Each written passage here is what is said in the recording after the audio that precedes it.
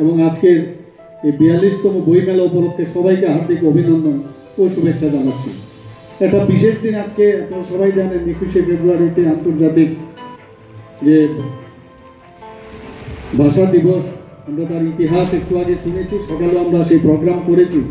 তো এই বিশেষ দিনেই আজকের এই 42তম বইমেলা, এবং যেভাবে আরও বেশি করে আমাদের একটা আনন্দ উল্লাসের মধ্যে করা যে চেষ্টা আমাদের ছিল, সেটা একটু বৃষ্টির কারণে বিঘ্নিত হয়েছে।